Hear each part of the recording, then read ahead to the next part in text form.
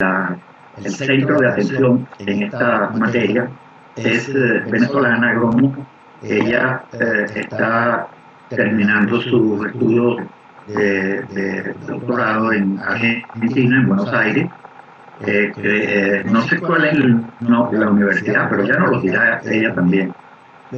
Y se ha dedicado a trabajar muchísimo el tema del desarrollo rural y a tener una comprensión. Pero ya Patricia, por supuesto, tiene en la academia un poco de tiempo, porque ella es la secretaria de la Comisión de Agricultura de la Academia Nacional de Ingeniería del Hábitat, de manera tal de que ya ella tiene pues una pasantía en la academia y ahora como coordinadora del grupo de trabajo de desarrollo rural de la CAE tendremos la oportunidad también de hacer un enlace mucho más fuerte. Damos inicio al evento. Es un evento con un formato de grupo de trabajo. Esta es una reunión para hacer intercambio guiado por un tema, alrededor del tema de, vamos, lo que hemos llamado la nueva, vamos, perspectiva para abordar el tema del desarrollo rural, superando, digamos, las maneras como se ha venido haciendo el abordaje de las políticas públicas y el detalle fundamental, y particularmente en el caso europeo, es que se ha invertido o se ha gastado, no sé, porque la OCDE dice que es más gasto que inversión, en programas para el desarrollo rural. Existen programas específicos para impulsar el desarrollo rural. Y por supuesto, los fondos más importantes que gasta Bruselas son en la política agrícola comunitaria, porque siempre se ha considerado que la agricultura es un poco el motor, el centro de la actividad del desarrollo rural. Y precisamente al observar que los resultados son muy magros, y particularmente porque el desarrollo rural tiene, digamos, un indicador que puede, digamos, expresar la situación, y es precisamente el tema de la población. En el caso europeo particularmente, pero en términos generales, la despoblación del medio rural pues supone, digamos, ese proceso migratorio, la existencia de condiciones favorables fuera del territorio rural que hace que la población se desplace hacia otros espacios. Y en consecuencia, la política debería revisar estos procesos para tratar de entender y, por supuesto, corregir, porque no estamos hablando de problemas, primero, de poca monta y, en segundo lugar, muy costosos. Bueno, Patricia ha estudiado mucho el tema y vamos a dejarle a Patricia los primeros 15 o 20 minutos, o todo el tiempo que ella quiera, pero vamos a tratar de ser cortos en la reunión.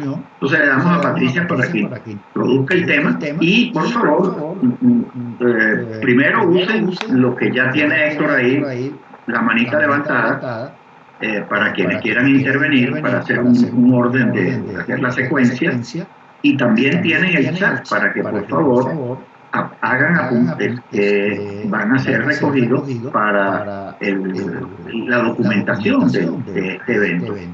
Es nuestro primer evento del 2023 y esperamos que, digamos, cubramos las expectativas que nos hemos trazado para este año, que son, en primer lugar, bueno, la misión fundamental, que es la promoción de la ciencia, de las ciencias básicamente de la ingeniería, que es nuestra, digamos, responsabilidad básica, pero en términos generales de la ciencia. Y eso supone que nosotros mostremos la fortaleza de los profesionales venezolanos en España, y la mejor manera de demostrarlo es precisamente por la calidad de nuestras investigaciones, de nuestros documentos, de nuestros papers y por supuesto de la divulgación que hagamos de esta materia. De forma tal que este va a ser pues nuestro primer papel. Vamos a tratar de hacer una buena documentación tomando como referencia, por supuesto, el paper básico que ha presentado Patricia Ramos Castro. Agradezco a todos, estamos aquí alrededor de 19 personas en este momento. Pues bienvenidos todos a esta reunión. Tendrán ciertamente la posibilidad de la intervención de la manera más sistemática.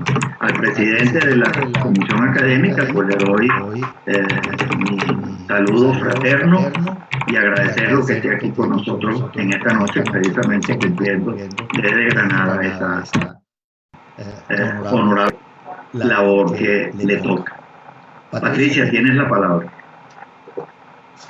Muchísimas gracias, ingeniero. Primero quiero saber si me escuchan sin dificultad. Yo te estoy escuchando, que te puedo decirlo porque tengo todavía abierto el micrófono. Perfectamente. Muy bien, muy bien. Sí, es que he tenido dificultad en la mañana con el micrófono, así que por favor, si me dejan de escuchar, interrumpen.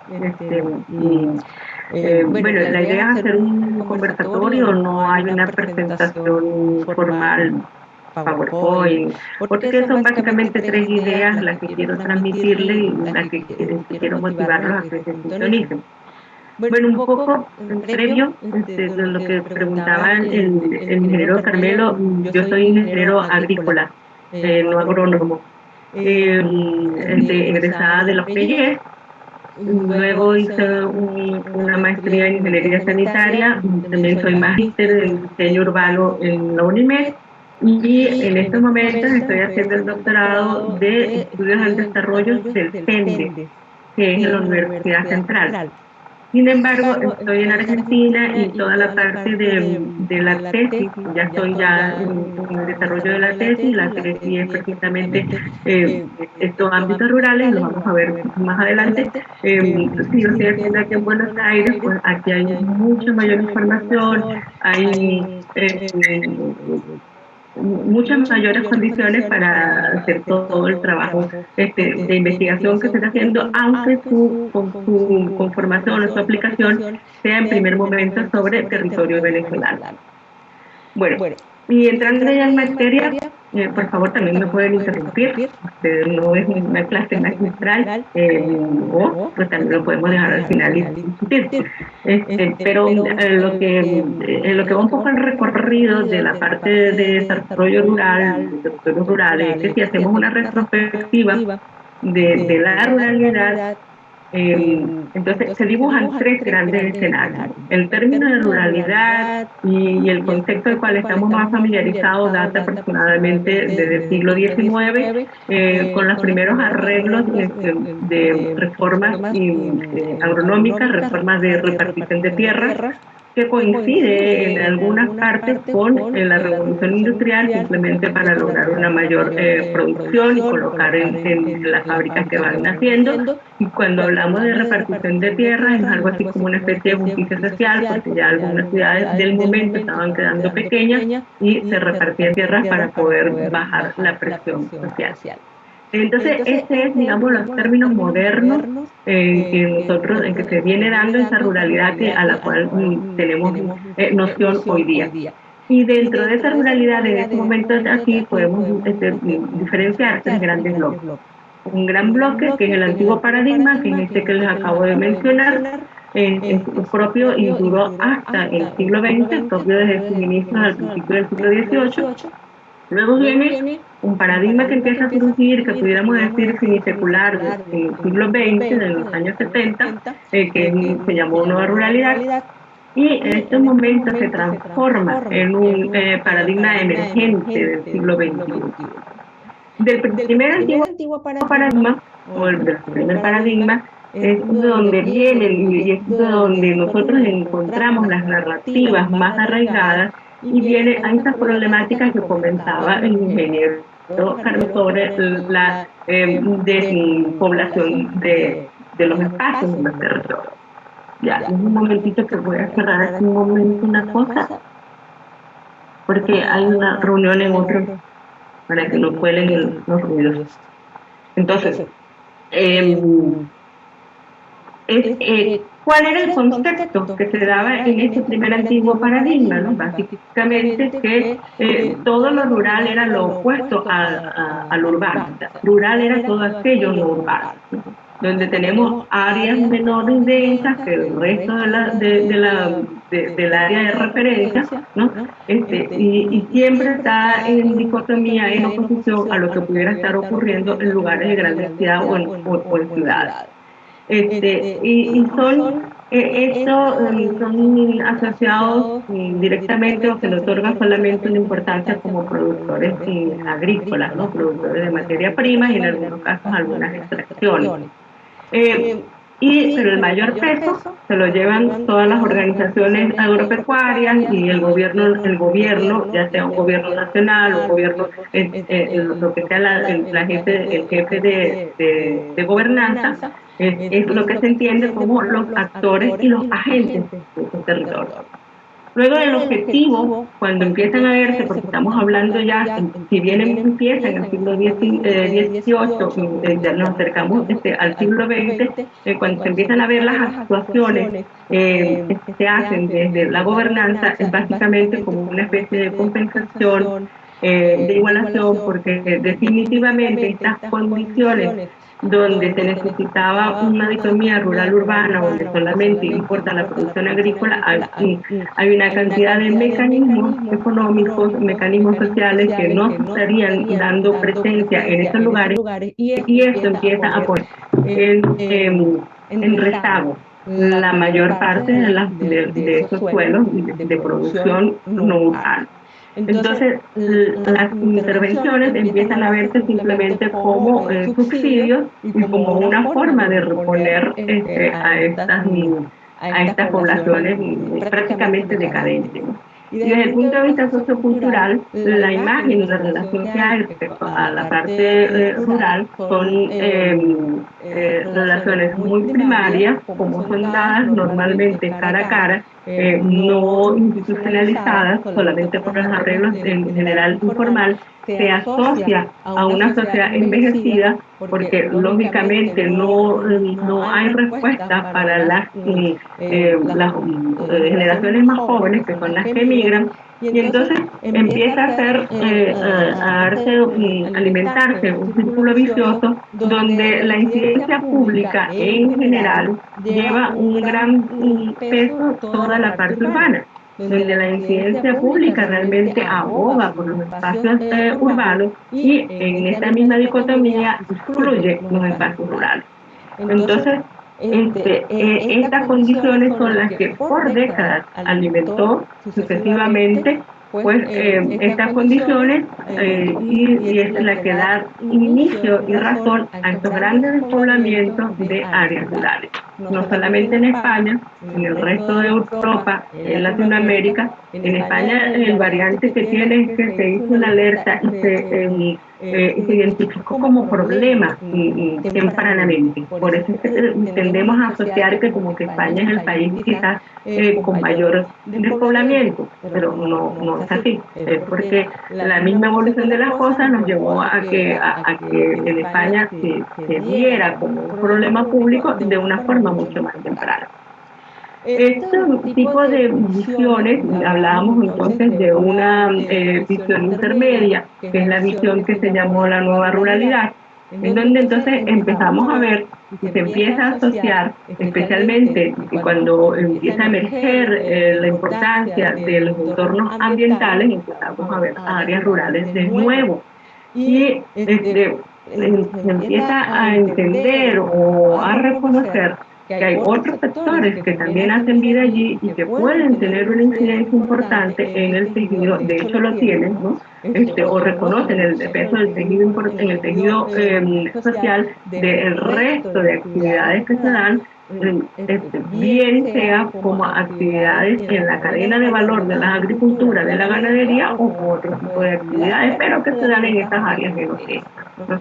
Entonces, ahí empiezan las actuaciones de gobernanza, empiezan a orientarse hacia la competitividad, a apoyar los diferentes sectores, ¿sí? Y hacer inversiones en pequeñas comunidades y en pequeñas empresas. Sin embargo, el rezago que traemos es tan fuerte que no todas las comunidades pues logran, no podemos, no terminamos de revertir aquella relación, aquella dicotomía todavía al final del siglo XX. Y además que en términos reales, desde el punto de vista tecnológico, todavía para finales del siglo XX había una cantidad de fronteras que todavía era inviable superar, como por ejemplo la comunicación telefónica, ¿no?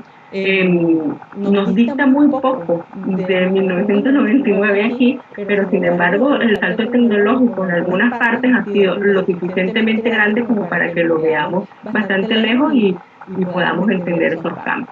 Entonces, estos cambios nos llevan, nos han empujado a un cambio de economía, cambio de escala, porque entonces condiciones que antes eran propias solamente de ciudades, como esta que acabamos de decir, de las telecomunicaciones, e incluso del transporte y la movilidad, entonces empiezan a pujar y empiezan a conformar una cantidad de condiciones de manera que surge esto que estamos llamando la nueva ruralidad emergente, que son los paradigmas emergentes. Entonces ahí empieza a cobrar peso el área rural como una unidad territorial, como una unidad espacial que aún mantiene su baja densidad poblacional, pero está compuesto por un tejido social particular, ¿no? Con una forma de producción que cuando lo empezamos ahora a ver en una narrativa que antes no existía, que era de los bienes y servicios ecosistémicos, empiezan a cobrar otra razón y empieza a terminar como de construirse ese rompecabezas, ¿no? Antes decíamos, bueno, es que hay otras actividades como el turismo, que también se dan en ámbitos rurales, pero todavía no terminábamos de cerrar el discurso. Y el discurso realmente se cierra cuando reconocemos que las áreas rurales son áreas que ciertamente son de baja densidad, pero que sus sociedades se basan en las relaciones que se generan a través de bienes y servicios ecosistémicos, ¿no? Entonces, allí es donde empieza a cobrar sentido y es donde se empieza a tejer este nuevo paradigma emergente. Bajo esta idea y acompañado, por ejemplo, de la nueva agenda urbana, de la nueva agenda urbana, pero sobre ella está la agenda de desarrollo que es la Agenda 2030 y el desarrollo sostenible, la economía verde, la economía circular. Entonces se empieza a entender todos esos espacios desde el punto de vista de gobernabilidad como una corresponsabilidad equitativa. Entonces, no son los pobrecitos que tenemos que venir a ayudar, sino que es un territorio con un capital y con un patrimonio, con una serie de condiciones en las cuales podemos establecer condiciones de agencia para que estas sociedades, como sociedades, y con eso todas las personas que están dentro estén incluidas, tengan una calidad de vida tan igual como las mejores calidades de la ciudad, independientemente del lugar donde se localiza. Entonces, esto nos va remitiendo y nos va orientando al enfoque del desarrollo humano sostenible, ¿no? Que viene de la fusión del desarrollo, de la teoría del desarrollo sustentable que plantea la ONU y la teoría del desarrollo humano que bueno, proviene de la ONU, pero desde la rama del PNUD. Entonces, el foco de política, recuerdan que habíamos venido del asistencialismo a la competitividad, ahora vamos a la generación de las capacidades de agencia.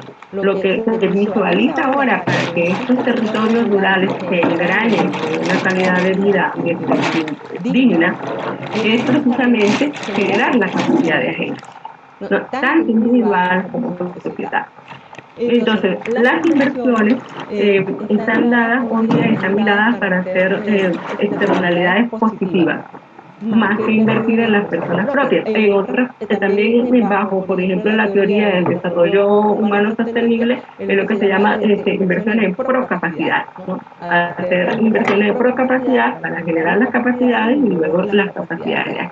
Entonces, las inversiones también están y las herramientas están orientadas a identificar y promover nuevas funciones económicas.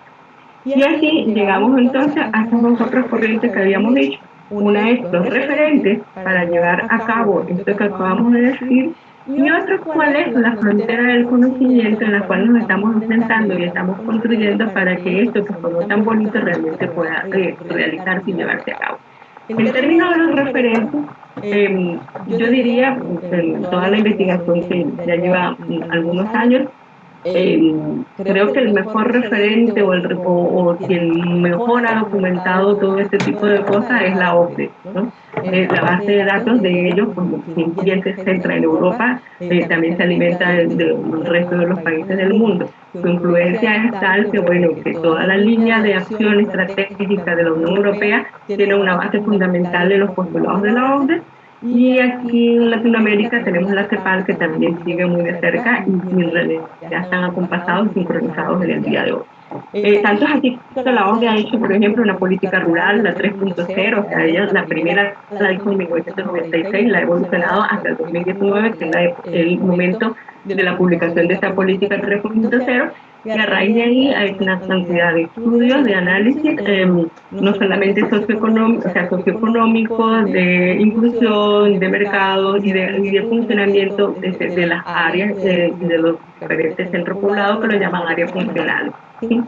Entonces, y en el caso de los referentes, por ejemplo, de España, hay un referente muy particular que data de 1993 y pudiéramos decir un poco en la primera, en este intermedio que nosotros habíamos conversado en estos momentos.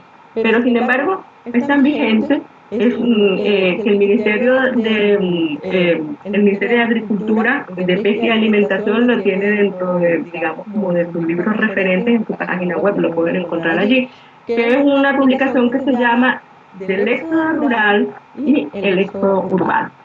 El nombre es Luis Alfonso Camarero y allí se encuentra una explicación mucho más detallada, por supuesto, de la que yo he dado y además visualizado para el caso de España, ¿no? Y él lo habla en su subtítulo, se llama Ocaso y Renacimiento de los asentamientos rurales en España. Entonces, cómo entendiendo aquella primera tendencia o primera construcción de asentamientos rurales, podemos entonces llegar y tratar de adaptarnos a todos estos principios de inclusión y de hacer procapacidades en los territorios rurales para lograr la inclusión de todos estos territorios en las calidades de vida que merecen, ¿no? Y en el término de las fronteras del conocimiento, hay tres puntos que yo diría básicos, ¿no? Uno es realmente, hay un movimiento que se pregunta y todavía se cuestiona si el término rural, ya sea como término, como categoría, si todavía es suficiente. Hay una serie de razones por las cuales alguien pudiera decir que quizás eso no sea evidente, porque del otro lado de la cara de la moneda es que sucede que muchas características que se daban propias de los ámbitos rurales se observan hoy día en la ciudad. Con la pandemia, estas características incluso tomaron revuelo y se revalorizaron. Hay muchos terrenos en las ciudades que tienen algunas características que hasta ahora las consideramos propias de los campos, las áreas rurales, tienen una mayor plusvalía. Entonces, cuando uno empieza a encontrar ese tipo de cosas, ¿no? Y al contrario, cuando empiezas a encontrar economías que eran propias de áreas urbanas y ahora se ven en áreas rurales, uno se dice, bueno, ¿qué sentido tiene ahora de seguir diferenciándolas, ¿no? Lo mismo es desde el punto de vista socioeconómico. Algunos sociólogos encuentran que los gustos de las comunidades, de las poblaciones rurales tienden a ser cada vez más iguales que lo de las ciudades o viceversa, ¿no? Hay una comunidad. Entonces, se habla de si realmente hay una consistencia y una pertinencia en este término rural, en la clasificación rural. Ese es la primera frontera del conocimiento en los cuales ahorita se trabaja a nivel mundial. El segundo frontera o el segundo punto que yo observo que se está trabajando es la medición de la ruralidad. Todavía en el año, o sea, apenas en el año pasado, en 2022, hubo una publicación conjunta del PNUD, de la FAO, estaba incluida la OCDE, eran cinco instituciones a nivel mundial, ¿no? De las cuales 3 eran de la ONU, referente a un término de cómo medir la ruralidad. O sea, al final llegan a la relatividad, al final llegan a una metodología con uso de densidades de población y coberturas del suelo, pero todavía, y al final lo dicen en la publicación, que todavía no lo consideran totalmente acabado, ¿no?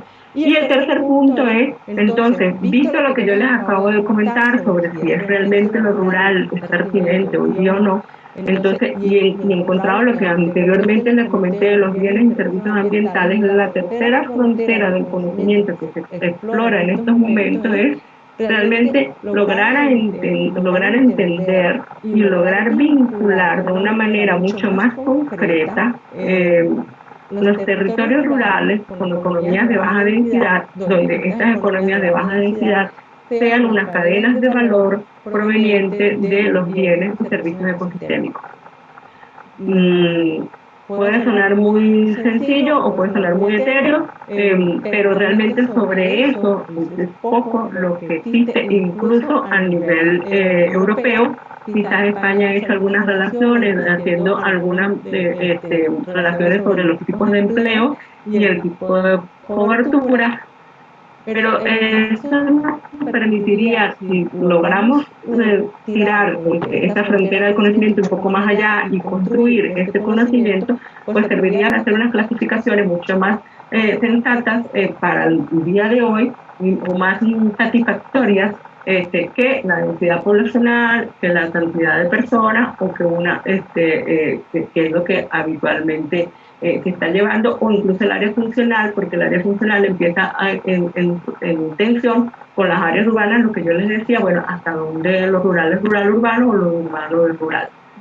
Entonces, en esta tercera línea va mi tesis del doctorado, mi trabajo de doctorado, entonces en investigar y concretar todo lo que son bienes y servicios ecosistémicos y ver cómo expresar la territorialidad, que sea algo así como que, bueno, este territorio es rural porque cumple con tales y cuales relaciones en relación a bienes y servicios ecosistémicos.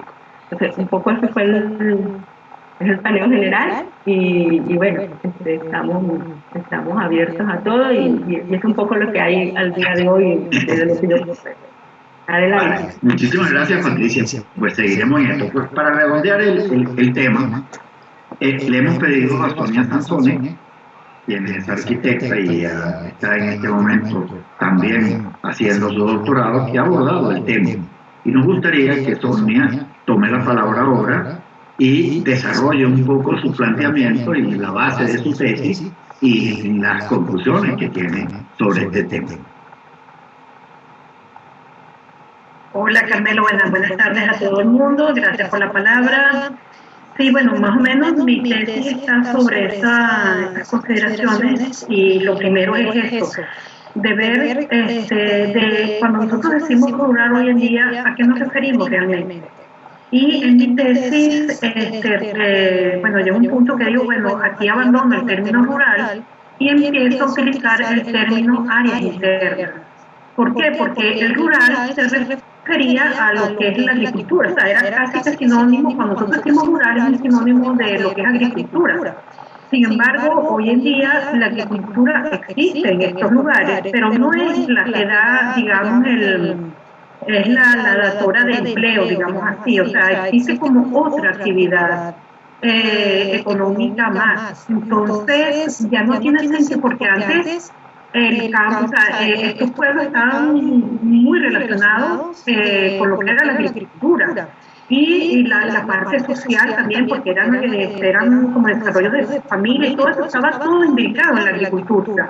Hoy en día no es así, o sea, es más, se parece, no es que se parece, es una sociedad urbana cualquiera que ve la tradición que ven los urbanos, que quieren que la demanda es igual a una demanda urbana.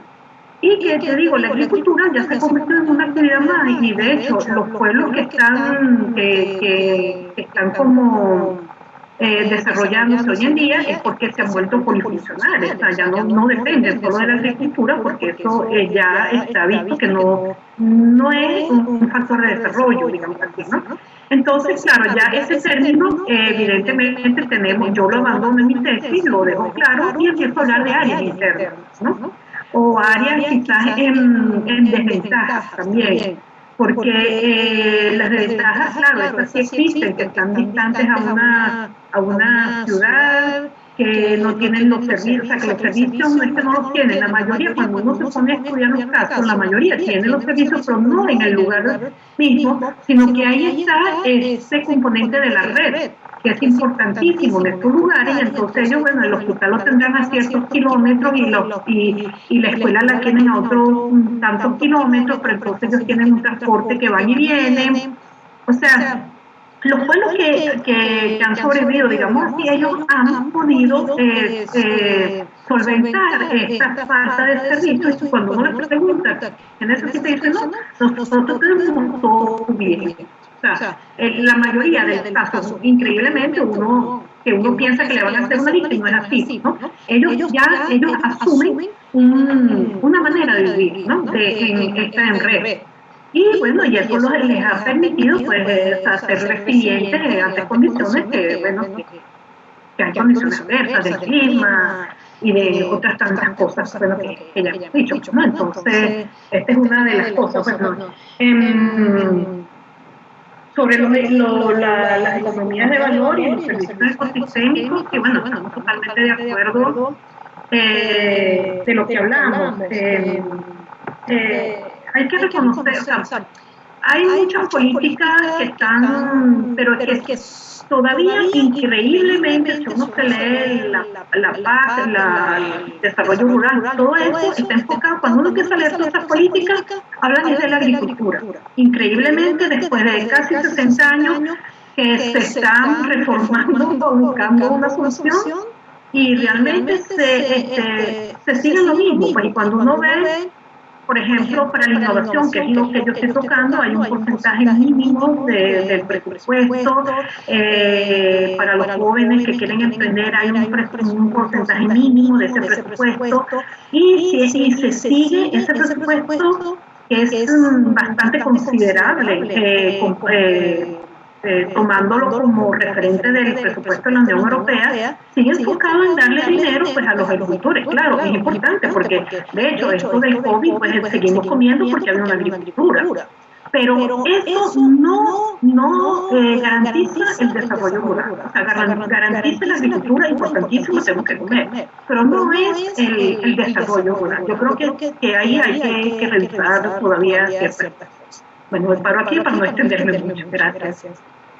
Muchísimas gracias, Sonia, porque creo que hemos redondeado, ya tenemos dos solicitudes de Héctor, que la hizo iniciando la reunión, y la de nuestro presidente, y ahora la del otro presidente, así que ya vamos a abrir solamente un comentario, y es que en una reunión que tuvimos hace 2 días en el Instituto de Ingeniería, con el representante del Ministerio del MINECO, el Ministerio de Industria y Digitalización, y él mencionaba que uno de los factores, un estudio que habían realizado sobre los factores determinantes de la movilización, no era el empleo, era el problema de las telecomunicaciones, era el problema de la conectividad. Es decir, eso era lo que realmente motivaba el desplazamiento de la población hacia los sitios donde pudieran resolver ese problema. Es un tema interesante, o sea, yo creo que es porque abre otra perspectiva. Incluso mencionaban ellos precisamente el hecho de que la agricultura está dejando de ser también la principal fuente de ocupación. Por el contrario, la tendencia es de que el peso del empleo agrícola está disminuyendo derivado precisamente de los procesos de digitalización de la propia agricultura. Y en consecuencia, lo que hay es una emergencia, ya lo decía Patricia, de nuevos servicios que son precisamente la base de una nueva economía dentro de estos espacios. Le doy la palabra a Héctor entonces para que haga un comentario y luego a Manuel y luego a Eduardo en ese orden. Tienes que abrir el micrófono en primer lugar. Buenas noches y me complace mucho escuchar a Patricia porque parte de todos los planteamientos que ella lleva y la orientación de su investigación y su doctorado va en función de lo que está planteándose hace ya varios años, más 25, 30 años atrás, sobre precisamente esta dicotomía de si es lo rural versus lo urbano. Y me gusta mucho, uno hablaba antes de la calidad de vida, hacía los proyectos y planteaba cualquier propuesta en función de la búsqueda del mejoramiento de la calidad de vida. Me gusta mucho la expresión que ella está utilizando en esto, que es bienes y servicios ecosistémicos o simplemente bienes y servicios ambientales que sean sostenibles. Y a eso nos evita diferenciar y estar diferenciando siempre entre lo rural y lo urbano. Y hay algunas tesis que se mantuvieron en el pasado, que era que el éxodo rural era una expresión de desarrollo, precisamente. Si hay una población que se va desde llamémoslo como se habla en España, del campo hacia las ciudades, y están todos los cinturones de miseria alrededor de las ciudades, eso más bien lo veían como bueno, como una expresión favorable al desarrollo económico de un país. Eso ha cambiado ya en los últimos años porque precisamente se ha desarrollado toda una política de producción primaria para abastecer las ciudades, pero a costa del detenimiento ambiental.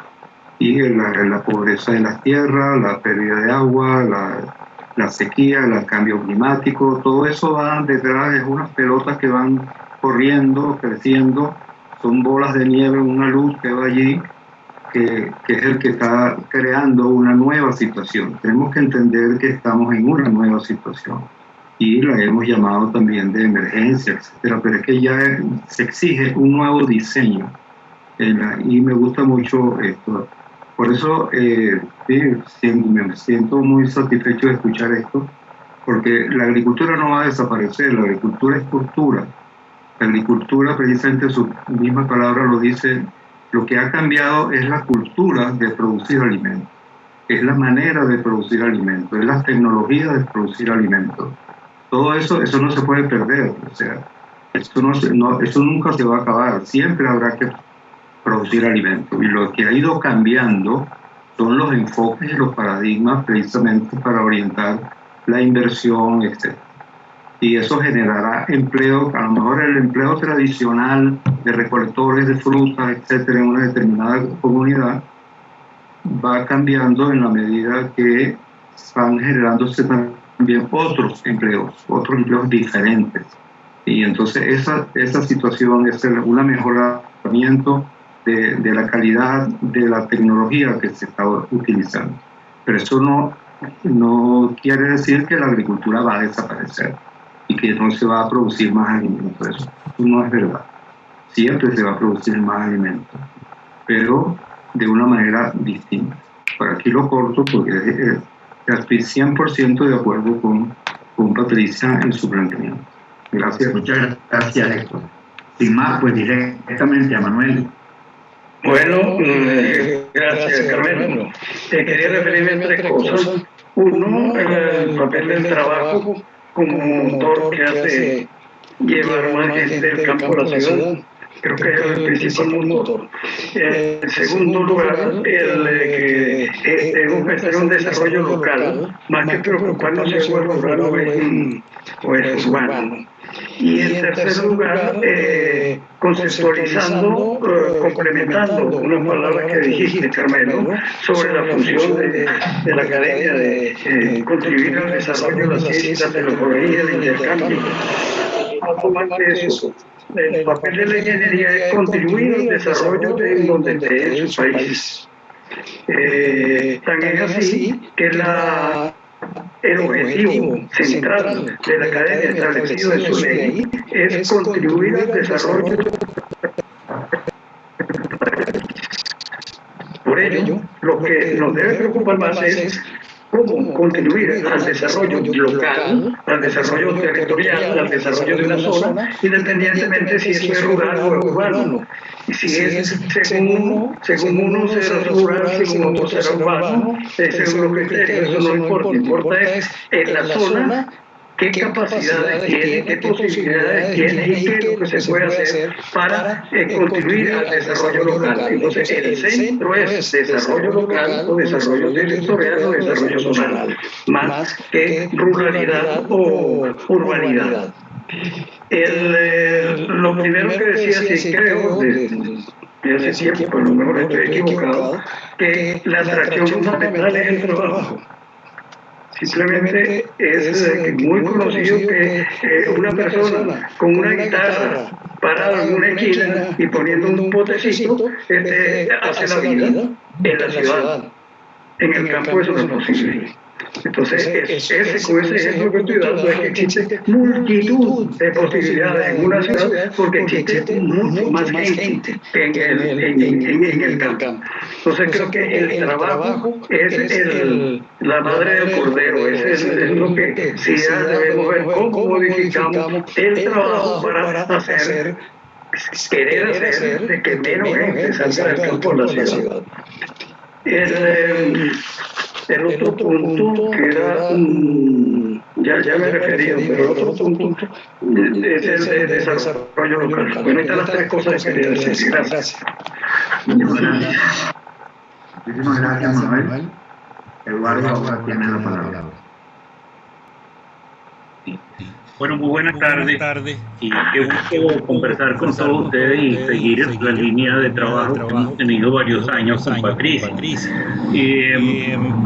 Voy a hacer, tengo una lista de cosas que estoy tomando nota de cuando iba haciendo la intervención, Patricia. En el caso de España, el tema de la desocupación del campo fue ya evidenciado en el siglo XVIII y se propuso una reforma agraria.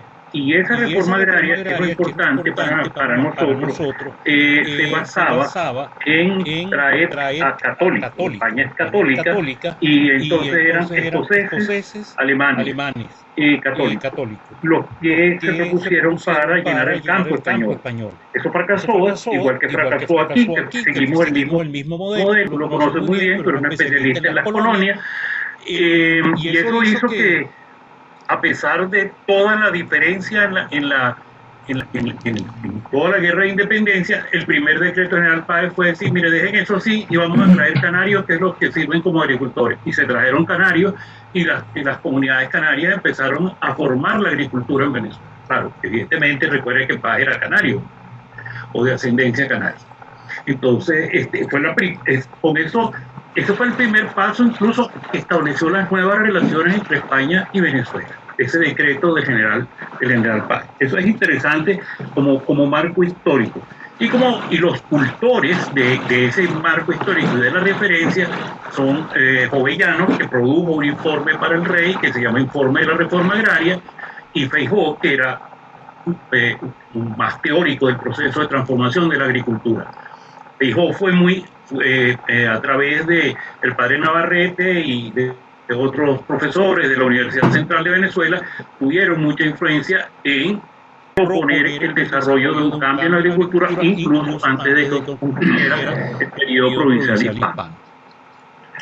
Ahora, en los años 60, 70 se comenzó a hablar de un fenómeno que llenó muchas páginas, que lo llamaban rurbanización, que era que el rechazo a que el campo se copiara de las ciudades, básicamente en infraestructura, tipo de vivienda, que a veces uno, por ejemplo, va a Calabozo en Venezuela y dice, bueno, esta gente se volvió loco, pero esto está haciendo edificios aquí en Calabozo, por Dios, donde hay tanta tierra, y se pueden hacer buenas casas bioclimáticas. Entonces, eso era lo que provocó un rechazo. Y de ahí mucha literatura, la tengo a la orden, sobre este tema de la rurbanización. Y luego surgió otro tema en los años finales de los 60 y comienzos de los 80, que fue el término de los ARDI, las áreas de desarrollo rural integrado. ¿Por qué? Porque se habían dado cuenta que el esfuerzo que se había hecho en la reforma agraria estaba dirigido a la producción agrícola y no se había tomado el conjunto de la ruralidad como un todo, con sus elementos de cultura, con sus elementos de formación, con sus elementos de relaciones humanas, con los elementos que mencionaban por allí, o alguno de ustedes lo mencionó, de imbricaciones familiares, todas esas cosas. Bueno, y esto lo vimos, lo vimos que comenzó a manifestarse en algunos poblados que se fundaron durante el proceso de la reforma agraria. Para Venezuela es otro punto muy importante, porque el único proceso formal de fundación de ciudades después del periodo provincial hispano es el proceso de la reforma agraria, donde se fundaron una cantidad de centros fundados con normas que las produjo el Ministerio de Sanidad, los trabajos de los arquitectos Pedregal, que deberían ser referenciados siempre como, pero prácticamente fueron las leyes de India del proceso de fundación de ciudades durante la reforma agraria. Bueno, las ARDI fracasaron. Lamentablemente las ARDI fracasaron por temas institucionales fundamentalmente. En realidad fue lograr que se aprobara el decreto de las ARDI, fue un proceso muy complicado, se hizo casi a rajatabla, porque los abogados del despacho de la presidencia, lo que llaman el CAJAC, que es el órgano que revisa las leyes, y dice el Ejecutivo tiene el chance de decirle la devuelvo porque no tiene sentido. Ellos se oponían firmemente a esta, porque decía que abarcaba competencias con la creación de las autoridades únicas de área, que fueron el órgano institucional que se creó para las ARDI, generaban competencias, choque de competencias entre los municipios y los estados y las autoridades. Finalmente, pues ese conflicto no se pudo resolver y eso terminó fracasando. Luego empezó a surgir toda esta nueva idea, una idea que en el mundo hispano, fíjense, nosotros conservamos la noción de la carrera de ingeniería agronómica en todos los países del mundo hispano, pero los franceses cambiaron, y nosotros tuvimos una gran discusión en la facultad cuando éramos estudiantes, de si nosotros debíamos ir al francés. El ingeniero rural es un ingeniero integral, que no es un ingeniero agrónomo, es más el perfil del ingeniero agrícola venezolano, que no corresponde tampoco al perfil del ingeniero agrícola norteamericano. Es el ingeniero que cubría todos los campos de servicios que se podían necesitar en el campo. Esa fue una larga discusión. Finalmente después se adoptó la orientación de ingeniería agrícola y se dejó tranquilo el proceso de transformación o de creación de una escuela de ingeniería rural. Todas estas cosas, bueno, continuaron. el IICA apareció con la fórmula de la bioeconomía territorial, que es lo que tú acabas de expresar, tratar de generar una economía con los valores locales más allá de la agricultura. Y la bioeconomía territorial, aparte de la naturaleza, reconoce otro conjunto de valores como artesanía, como gastronomía y otras cosas, incluso como creo que, no sé si eres tú, Sonia, que trabajaste desde campo, pero lo vi cuando preparé mis pequeñas notas para el discurso de incorporación de Frank, del valor cultural, de la valoración de la cultura local, y que me parece un foco bien importante en algunas zonas de Venezuela. Esto de un centro importante. Ahí se hablaba de los museos y otras cosas. Entonces, pero eso es lo que el IICA ha venido patrocinando, viene patrocinando, escribe muchísimo, mucho más que la CEPAL. El IICA tiene ese impulso por la bioeconomía territorial. Y aquí comienza un punto difícil en todo esto, porque hay otros autores de este mismo tema que dicen, no, la diferenciación entre lo rural y lo urbano es el ritmo de vida. El ritmo de vida. Ahora, yo no sé si eso exactamente será así, pero la idea era tan sencillo como esto. Los ciclos circadianos se cumplen más en el mundo rural que en el mundo urbano. Sí. Cuando digo esto, en el mundo rural la gente se acuesta más temprano, se acuesta con respecto al sol y se levanta con respecto al sol, y el ritmo de vida y eso va a generar un sistema de calidad de vida que está vinculado a ese cumplimiento de los ciclos circadianos y que está implicado en una forma cultural de los pueblos. La gente sale a la calle, se sienta en la puerta de su casa, todo el que pasa los saluda porque se conocen unos con otros por la baja densidad justamente. Entonces, la asociatividad es mucho más simple, en teoría, en los pueblos. Hay mucho más parroquialismo que en las ciudades, aunque la gente viva en una colmena como son los edificios. Los edificios a veces nadie sabe, muchas familias y nadie conoce a nadie, ¿no? Esa es un poco la diferencia. Entonces, ese es un punto de discusión, eso tiene valor. Hay gente de las ciudades que quiere ir a vivir al área rural para disfrutar de esas características de condiciones de vida. Entonces eso introduce un punto y hace una pequeña divergencia con lo que explicaba Sonia anteriormente. El otro punto importante que nosotros hemos señalado es la creación, es identificar que la agricultura no es sembrar matas y cosechar. La agricultura es un fenómeno complejo, como lo han definido en Estados Unidos y en inglés, del campo a la mesa. Todo ese campo es el campo de la agricultura. Eso incluso hace que, por ejemplo, los genetistas deban estar pensando no solamente en la productividad, en la cantidad de toneladas por hectárea, kilos por hectárea, sino en olores, sabores, texturas, tamaño, que para hacer más atractivo el producto al consumidor basado en sus características organolépticas y sus características de sabor, etc. Y eso aquí en Venezuela, por cierto, no está suficientemente incorporado dentro de los procesos de selección genética de cultivos. Bueno, entonces eso introduce el sistema, y el sistema, bueno, lo sabemos, pues exactamente la agroindustria, los transportes, el almacenamiento, los empaquetamientos, el mercadeo y la colocación del producto, y ahora, para cerrar la economía circular, la recolección y disposición de los restos que no se llegan a consumir. Bueno, digamos, pero ¿cómo se introduce la idea de los sistemas? Los sistemas hasta ahora han sido, la verticalización de la agricultura ha sido de arriba abajo.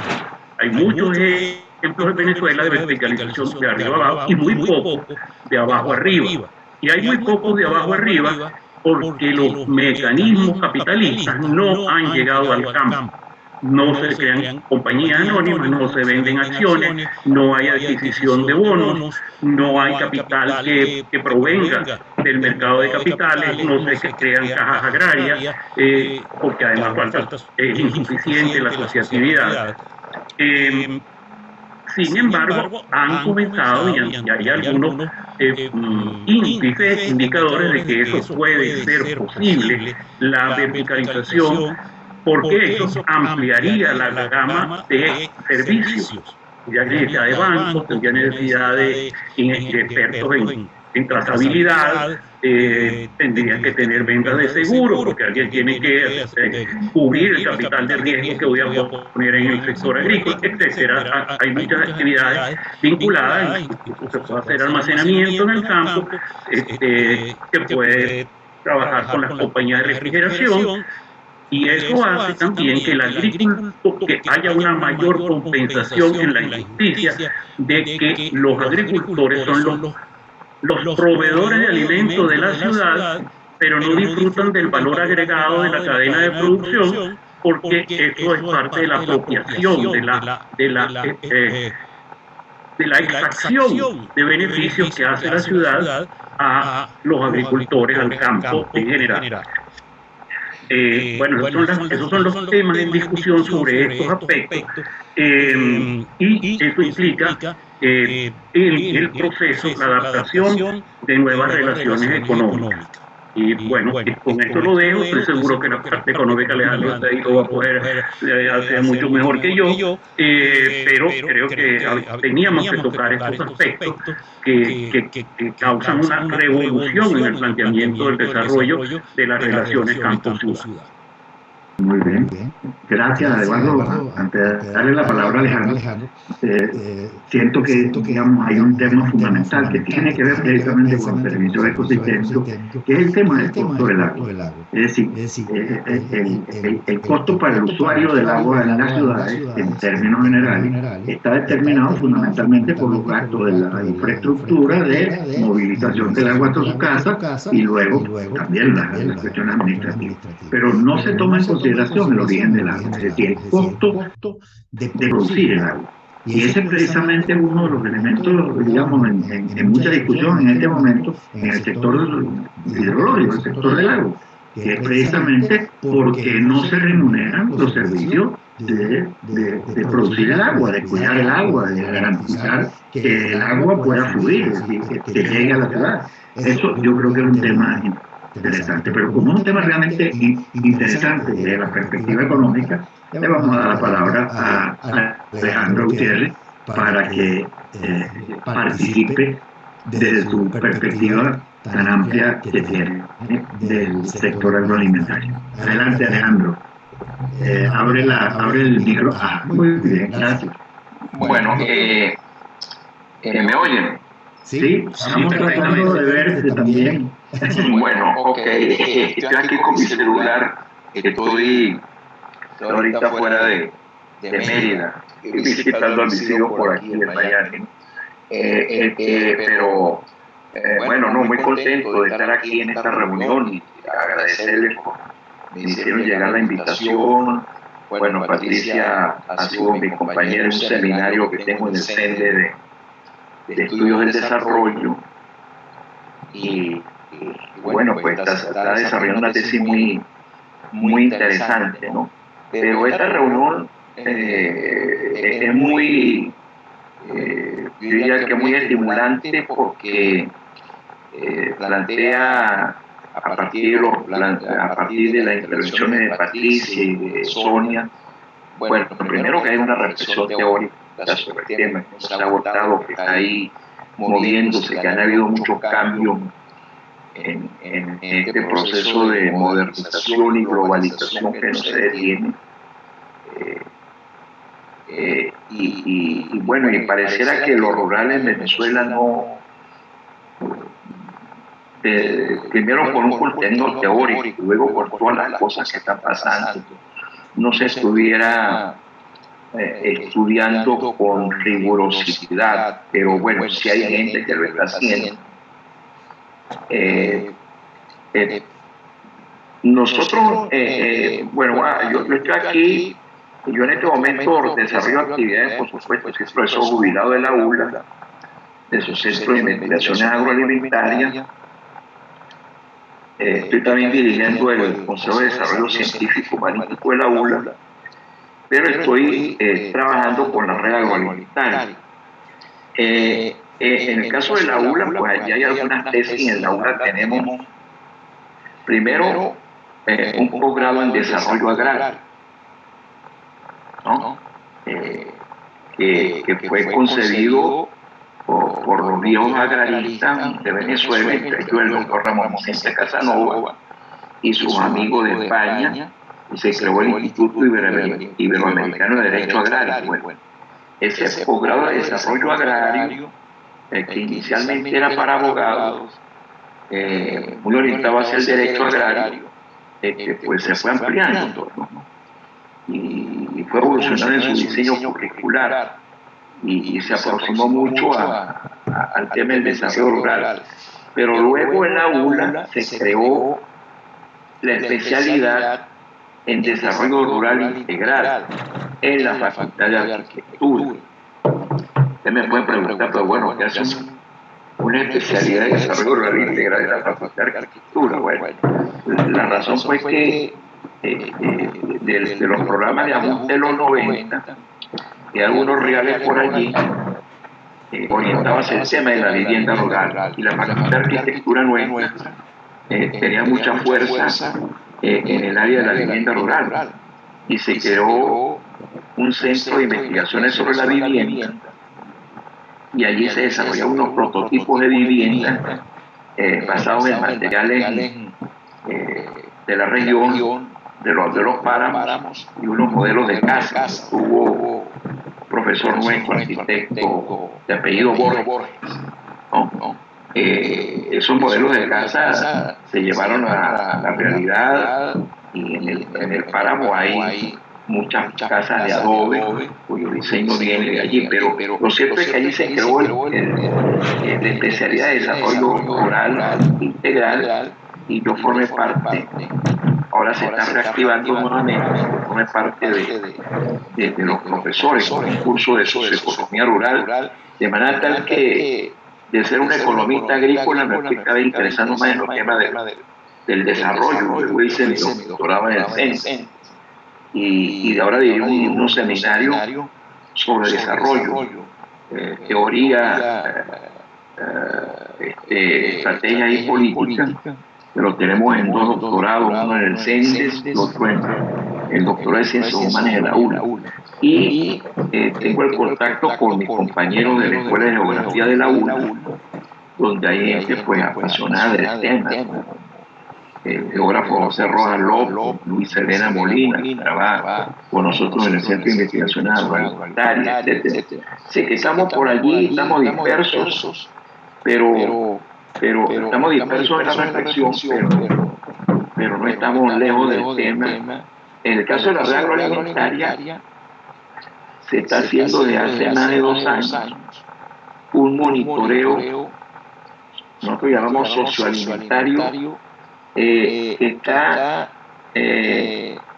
se realiza en ciudades pequeñas de alrededor de unos 20.000 habitantes. Tenemos en este momento alrededor de unas 90, 100 pequeñas poblaciones divididas por regiones y subregiones, donde en cada población tenemos un informante calificado. Es una investigación cualitativa, con muy bajo presupuesto, pero que nos permite aplicar un cuestionario a esos informantes cada 2 meses, cada 3 meses, y tener un monitoreo de qué está pasando con la socioalimentación de esas pequeñas poblaciones, que su dinámica económica es fundamentalmente agrícola y de la pequeña y mediana agroindustria. ¿no? Cera, productos de artesanía también, etcétera, ¿no? Bueno, quizás uno de nuestros líderes de investigación en desarrollo rural, ustedes lo conocen. El doctor Luis Yambí está ahorita un poco quebrantado de salud.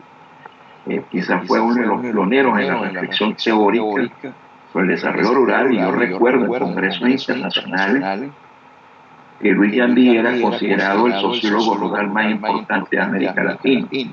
De manera tal pues que allí nos quedó todo un material, toda una reflexión sobre lo rural.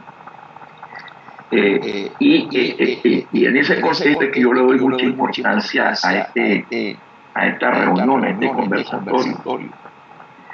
Yo quería, informarles esto. En el mundo de las pequeñas poblaciones, de los territorios cuya dinámica está muy atado a lo que suceda con la agricultura, aunque los rurales no solamente lo agrícola, están sucediendo cosas importantes, están adoptando sus propias estrategias, por supuesto, para sobrevivir en esta terrible tragedia que vivimos los venezolanos. Hay cambios positivos, o sea, cómo la gente está tomando iniciativas para poder adaptarse pues, a toda esta segregación que está en la provincia venezolana. Y yo siempre digo, no solamente porque soy habitante de la provincia, sino que a la provincia venezolana la tratan como ciudadanos de tercera, cuarta categoría. Pero allá en todo caso, allá hay una dinámica, allá hay un cambio. Y bueno, es necesario retomar de manera sistemática. Yo pienso que la Academia de Ingeniería tiene la parte agrícola muy dinámica, con muchas actividades, y las otras academias pudieran unirse para algunas iniciativas. Yo estoy en la Academia de Economía, pudiera ser portador en las reuniones de la Academia de Economía, de Ciencias Económicas, de esas iniciativas, para ver cómo aumentamos el debate sobre el territorio, sobre los territorios, sobre la ruralidad en Venezuela. Yo soy también el editor jefe de Agroalimentaria, una revista que espero que la mayoría la conozca, pero una revista académica. En Agroalimentaria, a mí me gustaría y estoy dispuesto a trabajar con cualquiera de ustedes para un número especial dedicado al tema del desarrollo rural, sus aspectos teóricos, empíricos, temas específicos, etcétera. De manera tal pues que le dejo allí ese planteamiento, se lo dejo a Carmelo, se lo dejo a doctor Buró. No sé, estoy dispuesto a integrarme, a trabajar con ustedes para un número especial donde ya estas reflexiones de Patricia, que ha venido trabajando sobre el tema ya durante varios años, estudiando el tema, Sonia, etcétera, y los trabajos las reflexiones que ustedes tengan a bien hacer, y me gustaría verlas en un número especial de Agroalimentaria, y me pongo a la orden. Bueno, gracias. Muchísimas gracias.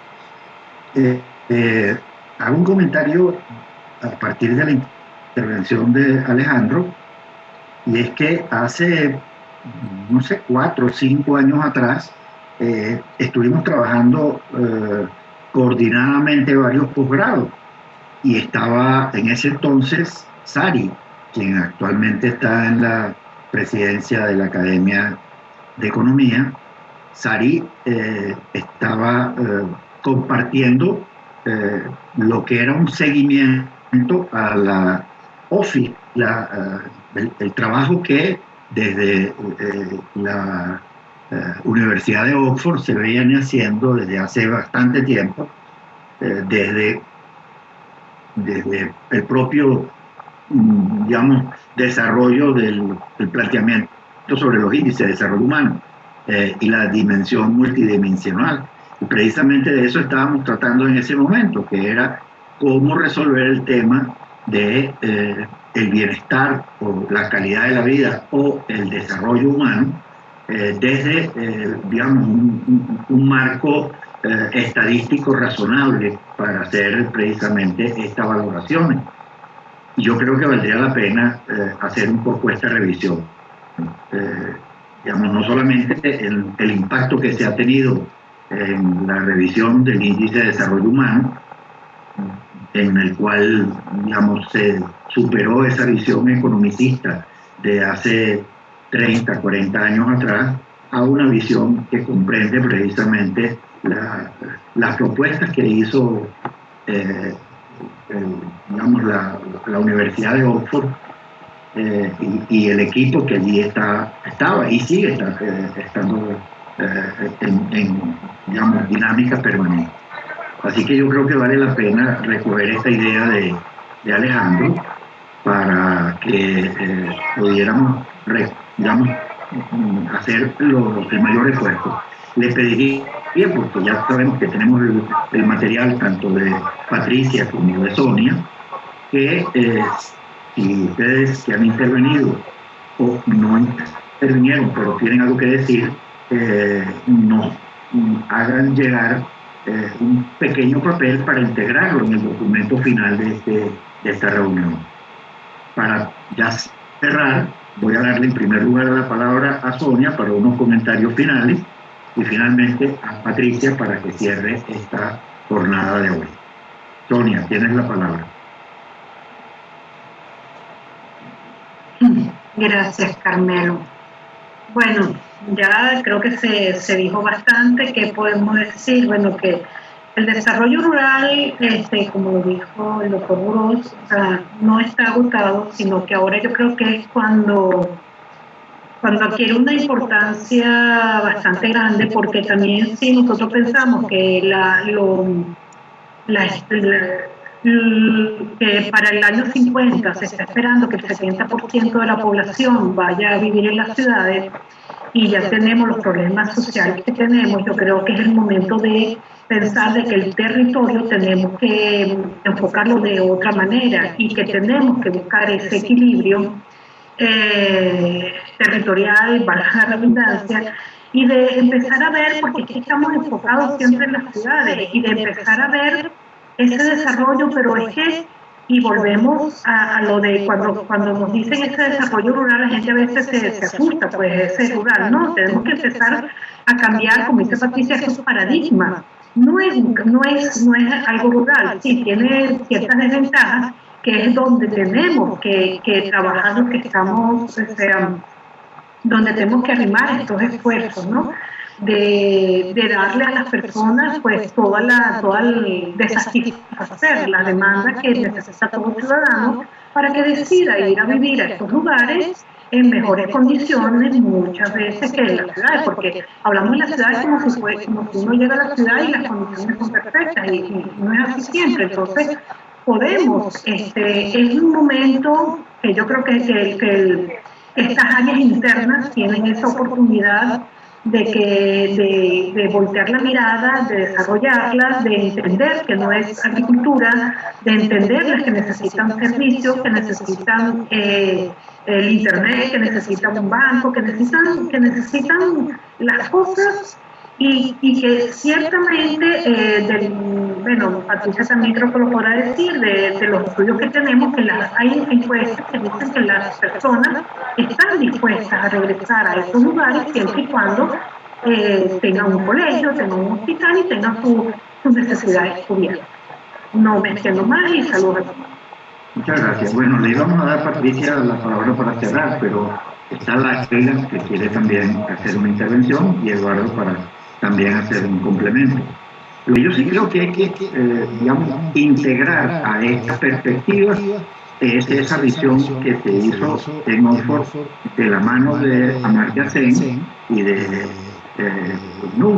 Ese fue realmente un aporte fundamental para entender esta perspectiva. Es decir, la cosa no va sencillamente de procesos fundamentalmente de naturaleza económica, sino que realmente hay una visión multidimensional. Sencillamente debe ser tomada en cuenta. Laila, te doy la palabra. Hola, buenas tardes, buenas noches para ustedes allá en España. Y bueno, yo voy a comentar un par de cositas porque les confieso que al inicio estuve un poco allá en España, digamos que inquieta, porque yo soy ingeniero agrónomo de origen y después prestada al área ambiental y ecológica. Entonces, digamos, los aportes teóricos tanto de Patricia como de Sonia me parecen importantísimos. Sin embargo, en el último comentario de Sonia me aclaró mucho porque tenía la duda de si lo que se está planteando es que el desarrollo rural ciertamente no se agota en la agricultura, pero tampoco puede haber desarrollo sustentable en las áreas internas, como las llaman ustedes, sin pasar por una agricultura. Entonces, creo que ustedes definieron muy bien, el profesor Burós también le sumó las diferencias entre esas áreas llamadas rural o internas y del urbano. Son complejidades enormes en su dinámica. Hay que considerar muchísimos puntos en las características, pero yo rescataría el peso específico de la sustentabilidad en todos los sectores económicos que integran esas áreas. Es decir, no solo la agricultura debe ser sustentable, también el turismo, también cualquiera de los sectores económicos que suman a ese desarrollo de esas áreas, efectivamente requieren tener sustentabilidad. Entonces, vale considerar que la agricultura debe someterse al tamiz de lo que es o no sustentable, una agricultura de altos insumos con gran cantidad de pesticidas, o un turismo degradante que también puede afectar el capital natural del que depende esos sectores económicos. ¿Sí? Y retomar también el punto que ustedes lo han mencionado varias veces de apuntar a la calidad de vida de los habitantes de esas áreas. Entonces, pareciera que efectivamente es sumando todos los sectores integrales y el desarrollo local en cada una de las áreas. Eso lo vemos también en el caso de Venezuela, si paseamos por cualquier pueblo de los Andes o de Oriente o de cualquier zona rural o interna, como la llaman, y cómo rescatar dentro de cada uno de esos sectores económicos la característica de sustentable. Eso creo que es muy importante. Muchísimas gracias, la verdad que el tema es interesante y bueno, estoy siempre abierta a participar y a escuchar y a interactuar con ustedes. Buenas noches. Gracias, Laila. A Sonia se le quedó algo en cartera y le damos la palabra, perdónenme el orden, pero le doy la palabra a Sonia de nuevo para que remate lo que se le quedó por ahí en el tintero. No, disculpen, rapidito, no, es que sobre esta intervención, es que si nosotros nos ponemos a ver los 17 objetivos de desarrollo sostenible, la Agenda 2030, la mayoría de los objetivos se tienen que cumplir justamente en estas áreas. O sea, el hambre cero, las ciudades sustentables, esto de las economías circulares, o sea, la mayoría, o sea, si nosotros no desarrollamos estas áreas que llamamos rurales, muchos de los objetivos no los vamos a poder cumplir. Aquí termino para no extender más.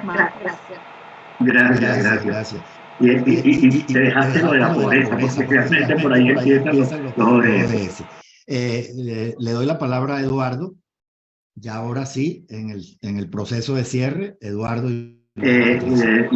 Bueno, yo voy a intervenir primero que nada para dar las gracias por la invitación que nos hace Alejandro, decirle que hemos estado conversando justamente con Sari Levy para tener este año un programa conjunto interacadémico. Nosotros tenemos algunas, por ejemplo, el área de agricultura, nutrición, lo tenemos integrado con la Academia de Ciencias. Ahí estaba Miguel, y sigue estando, y Juan Comerma son nuestros representantes, y del lado de la Academia de Ciencias, otro miembro de la Academia de Ingeniería, que es Carlos Machado, y la doctora Marisol Tarque. Entonces, ahí estamos trabajando en el área de interacción, agricultura, nutrición. Pero ahora también queremos trabajar en el área de interacción, economía, ingeniería. Y bueno, estamos haciendo una lista de temas que le vamos a proponer a la Academia de Economía para realizar actividades conjuntas. Uno de esos temas, el que mencioné antes, de cómo hacer, cuáles son los mecanismos para crear el mercado de capitales, para que los agricultores puedan apropiarse parte del valor agregado en la cadena de valor. Ese es uno de los temas en los que quisiéramos desarrollar, pero bienvenidos todos los temas que a ustedes les parezcan. Alejandro, seguimos en contacto para organizar esta lista de temas que por supuesto la tendrán que considerar luego ambas academias y decidir cuáles son los que se van a realizar. Pero yo quisiera decir algo porque, bueno, estoy digamos, me parece un punto fundamental en este tema es la distinción de las personas. Si nosotros entramos en cualquier página, en cualquier buscador fundamental en este urbanita, el número de referencias que salen es enorme. O sea, el perfil de una persona que vive en la ciudad está muy estudiado.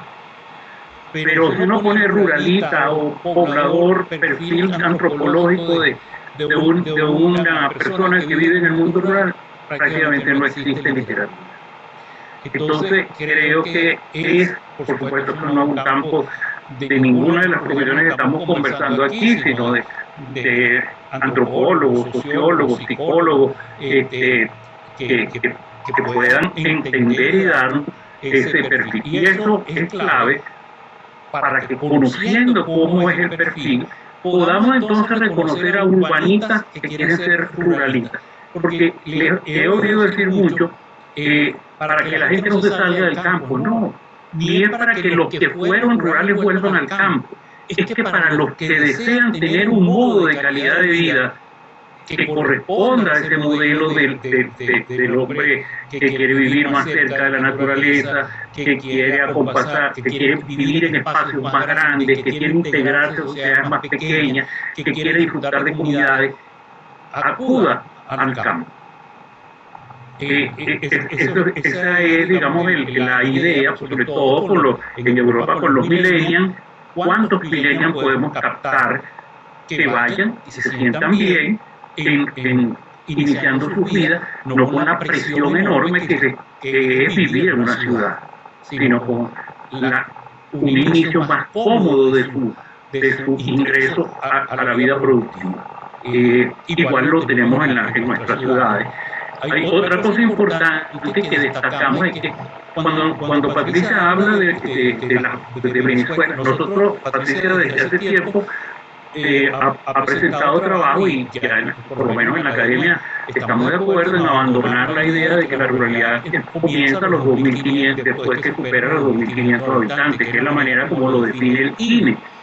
Y nosotros estamos pensando en que ciudades, Valle de Pascua, Calabozo, San Fernando de Apure, San Felipe, Bejuba, Nirgua, Tocuyito, Tinaquillo, estoy nombrando muchas ciudades para que ustedes se den cuenta que esas son las ciudades a las cuales nos estamos refiriendo con sus grandes centros de servicio. Mérida es un gran centro de servicio para un conjunto de poblaciones que están alrededor de Mérida, que son parte del mundo rural. Barquisimeto, Carigua, de repente también es un gran núcleo que lo que tiene alrededor y que concurre a él son fundamentalmente ciudades del mundo rural. No se puede decir lo mismo de ciudades como El Consejo, La Victoria, San Mateo, Cagua, que están en el área de influencia fundamentalmente de Valencia y Maracay, donde la relación entre agricultura e industria está muy desfasada. Entonces, estos son aspectos importantes, y eso es lo que hace, por ejemplo, que la gobernanza de la agricultura en la cuenca del lago de Valencia tenga que estar discutida, analizada y pensada más allá de la capacidad agrológica de los suelos e incluso de la vocación de uso de la tierra. Para que, por ejemplo, se pueda elegir un cultivo que iguale los salarios del trabajador del campo con el trabajador de la industria. Si no, siempre la gente va a decirme, bueno, no me importa, me quedo esperando lo que llamaba el doctor Pérez Alfonso el efecto peregrino de las portones de las petroleras. La gente se quedaba esperando un puesto, pues todavía yo espero 6 meses, un año, y con eso logro el trabajo y me gano la vida mucho mejor. Y para evitar el efecto peregrino, entonces hay que igualar. ¿Y cómo lo iguala? Con actividades agrícolas integradas inmediatamente en la agroindustria. Eso es, digamos, quería hacer estos planteamientos y nuevamente ratificarle a Alejandro la voluntad de la academia de trabajar con la Academia de Economía. Muchísimas gracias. Gracias, Eduardo. Bueno, Patricia, creo que ha sido tu jornada, pues, estrenándote como coordinadora del grupo de trabajo de desarrollo rural y sirviendo además de eso de enlace entre la Comisión de Agricultura y Desarrollo Rural de la Academia y por supuesto esta comisión en España. Así que yo creo que ha sido realmente una jornada digamos, primero de mucho contenido, digamos, de mucha experticia y al mismo tiempo una jornada de socialización. El domingo anterior vinieron 2 colegas de Madrid a visitarme. Como ustedes saben, yo vivo en un pueblito y entonces pues los llevé a recorrer el pueblito y tal y qué sé yo. Hoy no hemos hablado, por ejemplo, porque Marita no ha querido tomar la palabra, pero podíamos haber desarrollado todo el tema del patrimonio histórico y particularmente en España el valor que eso significa precisamente para podíamos haber de estos espacios particulares. Y pues estaba recorriendo el pueblo, fuimos allí al palacio y dimos toda una vueltica y él me dijo, fuimos allí y no hay gente. No hemos visto a nadie en la calle. ¿Qué es esto? La gente está muy introvertida. Es que no sales de tu casa. Le dije, no, ya vamos, si quieres, ya vamos a visitar. Nos fuimos al bar, y eso estaba abarrotado. Ahí estaba todo el mundo divirtiéndose, conversando. El bar pasa a ser un elemento referencial de la cultura del pueblo, fundamental. Bueno, Patricia, tienes la palabra y clausura. Bueno, empezar, pues muchísimas gracias, porque creo que hemos tenido una tarde-noche bien diversa. En realidad esto ha sido motivacional. No entramos en polémica todavía, porque de todo lo que cada quien dijo, pues siempre hay algo que podemos ir agarrando como un hilito y agotarlo hasta el final. Lo que sí quisiera cerrar es que esta propuesta que venimos trabajando, que con seguridad Sonia también lo aborda, lo estamos haciendo desde la sustentabilidad. Por eso hablábamos de desarrollo sostenible, hablábamos de desarrollo humano, hablábamos de las procapacidades y las capacidades societales, y esas son solo posibles cuando tengamos los recursos naturales funcionales. Y allí me llevo un poco a las consideraciones de Laila y también las que hizo el ingeniero Rafael sobre la minería, ¿no? Todo lo que estamos conversando aquí, todo lo que estamos gestionando, evaluando, es todo bajo un criterio de sustentabilidad, ¿no? Entonces, no es solamente tener bienes naturales, porque pudiéramos tener, como tenemos de pronto, unos lagos contaminados, eso es un bien natural, pero no, lo necesitamos bienes sanos y funcionales, para que podamos tener realmente servicios ecosistémicos al acceso de todos. Y los servicios ecosistémicos van desde agua potable y saneamiento, pasando por un hermoso espacio turístico y un medio de transporte como una hidrovía. Entonces, bueno, los invito a que miren el medio rural como todo ese abanico de oportunidades y de esta manera se entusiasman el resto de las ingenierías y sin restarle visión a la agricultura, que es tan importante para todos, pues, podamos ampliarnos hacia este contexto de desarrollo rural, que es el desarrollo humano sostenible. Gracias, ingeniero, gracias a todos. Muchísimas gracias, Patricia. Bueno, a todos agradecerles. Queríamos, digamos, respetar el tiempo